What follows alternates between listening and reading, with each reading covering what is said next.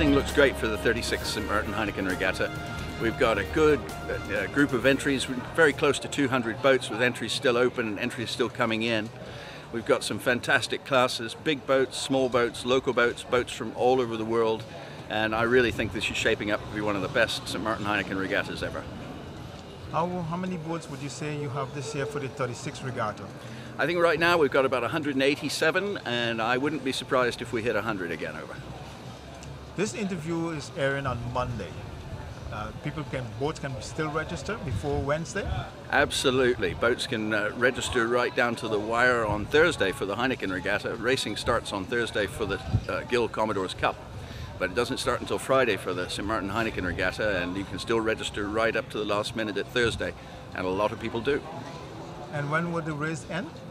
Well, the racing for the St. Martin Heineken Regatta is Friday, Saturday and Sunday. Friday the big round the island race, Saturday a good variety of races for different types of boats, and then Sunday one race to close off the event, a spectacular race with a great finish here in Simpson Bay. Okay, could you share with us the routes that the boats the regatta race will be going this year? Well, on Thursday for the Guild Commodores Cup, all the racing is 5 or 6 classes south of the island with rapid-fire windward lurid races. 3 races should be great spectating any place from Fort Amsterdam to Beacon Hill. On Fridays around the island, you get a great view of the race from any place, but especially spectacular will be places like Point Blanche to Guana Bay. On Saturday, the fleet's split up. There's spinnaker boats on the north side in the Anguilla Channel, and the slower cruising type boats around Point Blanche and Phillipsburg should be great viewing everywhere. And likewise on Sunday, the fleet split, go 2 different directions and come back for a big finish, a grand finish in Simpson Bay. If I may ask you, what are some of the rules that are put in place? Well, of course, all yacht racing is governed by a single set of rules. We don't have any special rules here for the St. Martin Heineken Regatta. This is a top-level professional regatta, but it is serious fun. It's going very well, actually. We are going to throw a great party this year again, of course. We start with the Wednesday evening, actually, with Team Brunel, the Volvo Ocean Race, second place winner last year, and it's going to be here on the dock, so everybody can come around and yeah, get a tour on the boat. And then in the night we're going to show the movie they made about this fantastic crew when boys became men. I'm going to show it here up in the Budget Marine Lounge, so everybody can have a look. Then on a Thursday we're going to Port de Plaisance. Of course we have the prize giving there for the Guild Commodores Cup, and then we have a band that's coming from Holland, but it has Curacao roots. Quenta y Tambu is going to perform, and they are going to it's going to a high energy show, I'm sure. And then on the Friday we're going to the boardwalk Phillipsburg. This year we're going to extend the boardwalk all the way to Walter Plant Square. So there's going to be one big line of big stretch of party stages. There's going to be a boardwalk market, so all local artists, clubs, whatever, they can stand there and show the culture of St. Martin, actually. Then we have 2 nights of big parties on Kimsha Beach. On the Saturday, it's going to be a huge lineup. We start the night with Honeypot, a band from Aruba, followed by Orange Grove, a band from St. Martin, now based in Holland.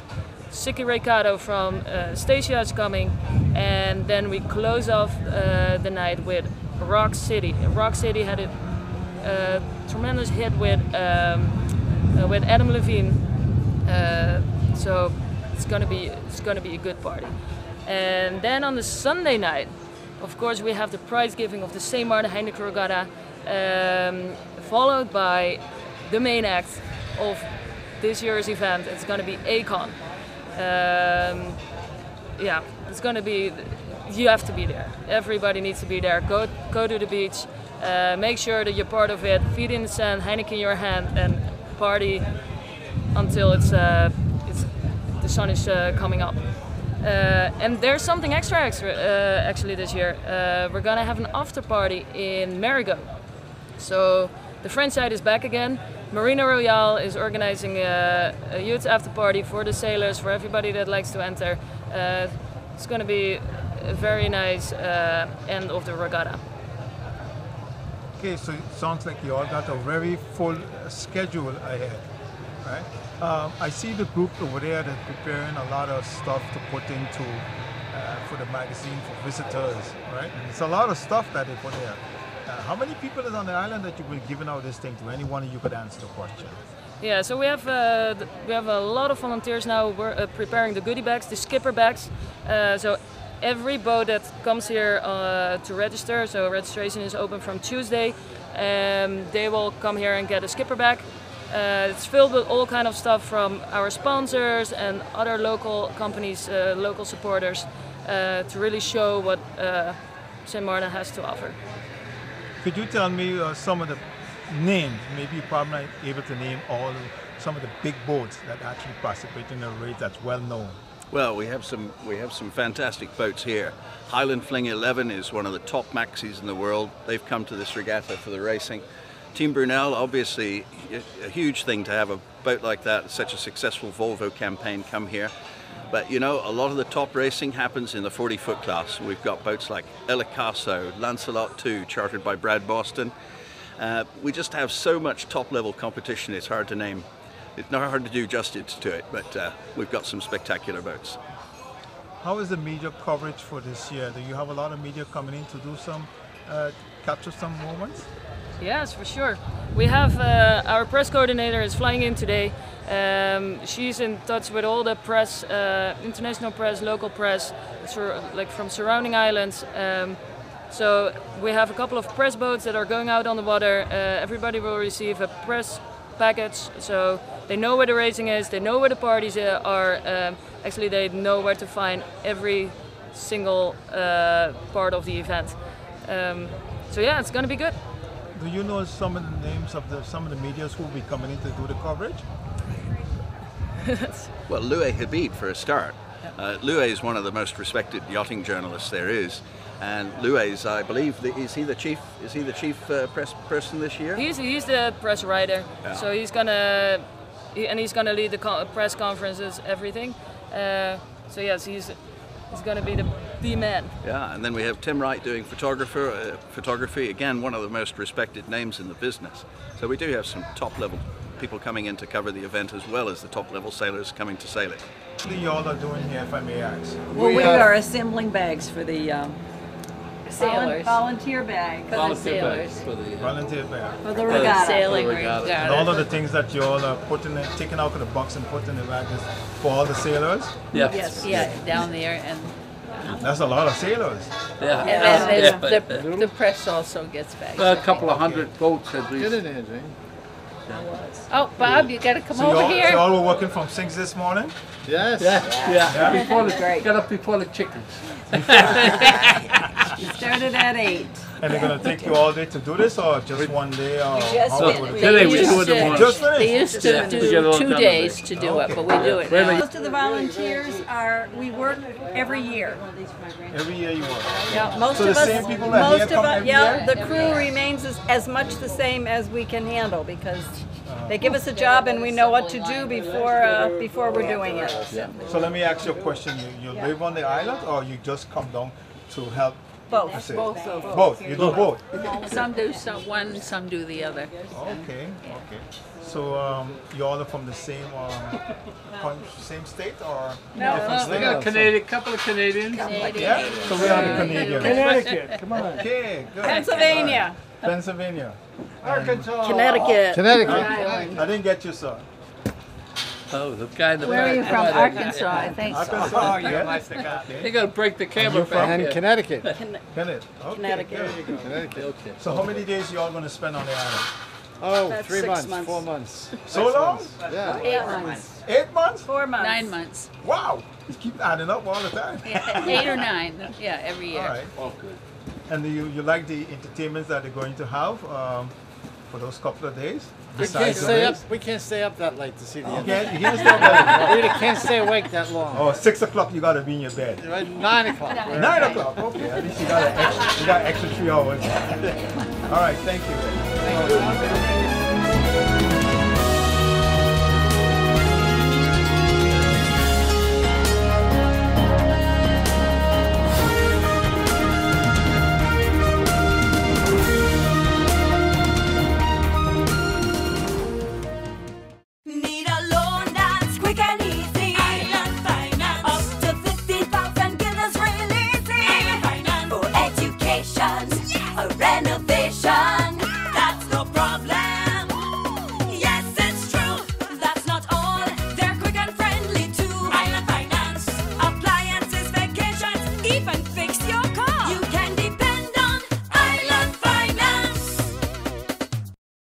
Life is a journey full of connections. You're in safe hands even when life starts too soon. You don't have to miss a single beat.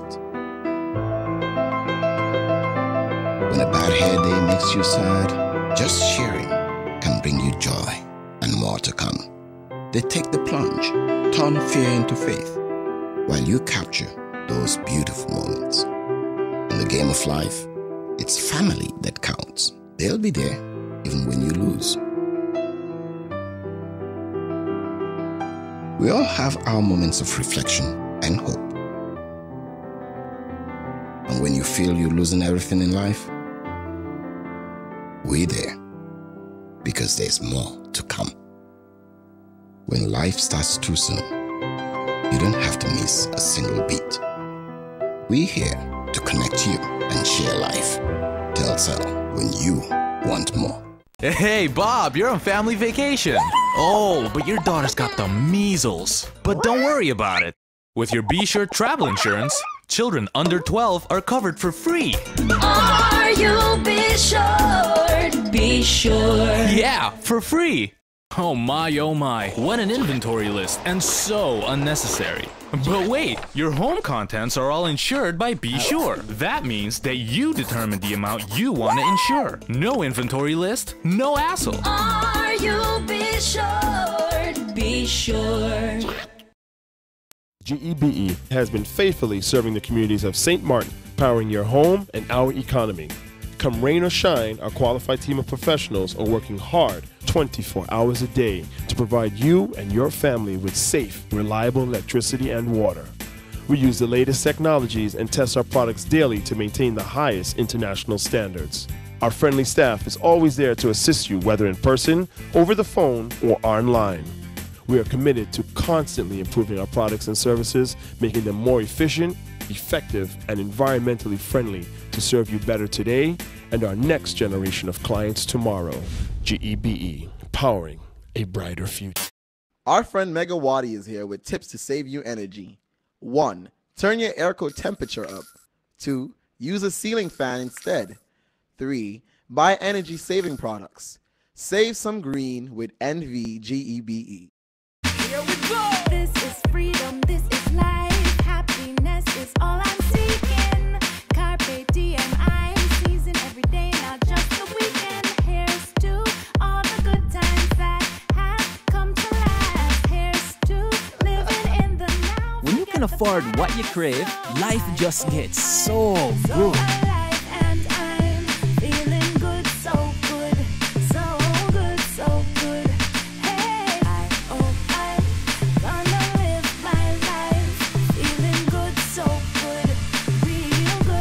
KFC, so good for everyone.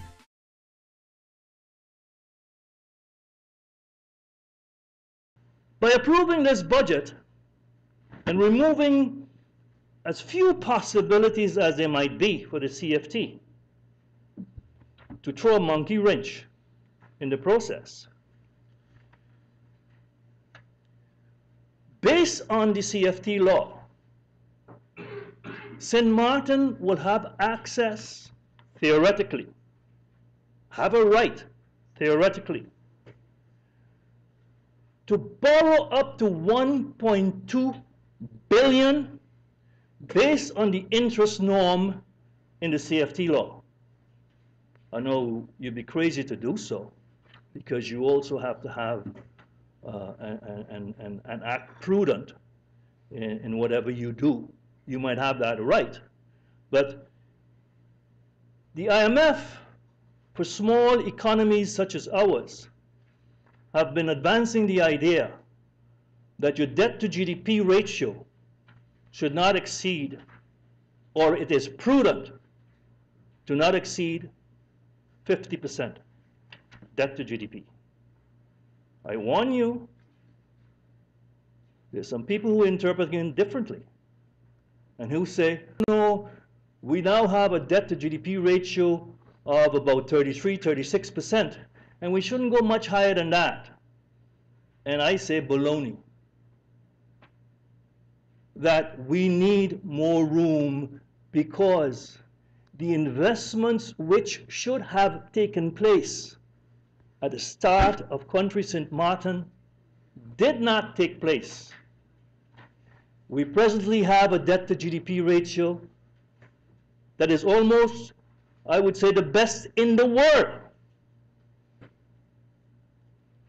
To move that up a couple of percentage points, perhaps 4 or 5 or 6% of the GDP, would give us capital to be able to make that investment that should have been made since 10-10-10, and a request that came in asking St. Martin to voluntarily limit its right to borrow to about 40% of GDP was cast out of hand and was told the law is the law and we're sticking to what the CFT law says, which is always used against us when others want something. Now, if that's what the CFT law says, that's what we're going to abide by and expect that people will accept that we are responsible enough to gauge to what limit we should raise that to. And I am quoting the IMF when it says it could be 50% safely. Now comes the opportunity to be able to access capital, to make investments in St. Martin, to be able to strengthen St. Martin's economic foundation. And when I say strengthen economic foundation, I first and foremost think not in roads or in buildings per se, but people. People are the best investment that we can make for St. Martin, because they, when they achieve the necessary level and training that they need, will have a multiplier effect in terms of what can be done for St. Martin and how we can support St. Martin. That I believe, and for that reason, I have started a sidetrack, as you probably well know, and I believe I got most of your support for that, to start a law school and a comparative law training. I see that as extremely important because 5-6 years from now we could start getting those human resources that we need for here, not those we borrow temporarily, for here in St. Martin. We also need that for finances. We need a whole cadre of people for finances, and that's a next thought. But you know, there's a limited amount that you can do.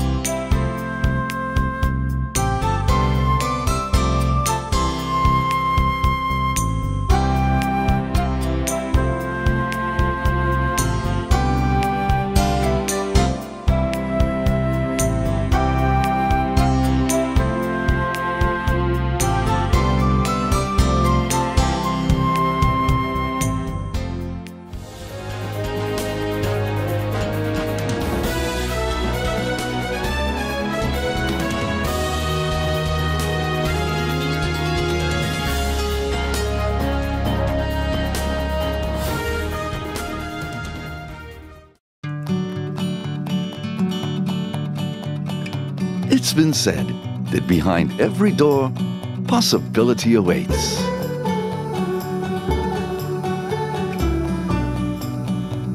How much possibility depends on which door you open first.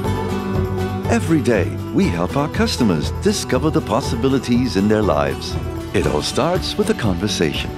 Scotiabank. Discover what's possible. In my opinion, everything is perfect and you would be great for the job. But I see here that there's a 2-year gap in your resume. What did you do? I was hospitalized for mental illness. Oh, mental illness? I've undergone treatment and I have a wonderful family that supports me. Well, that is good news. No, it's fine. I'm recovered. We'll contact you, okay? For a better understanding of mental health and what you can do to stop mental health stigma, please go to the Mental Health Foundation's website at www.mhf-sxm.com.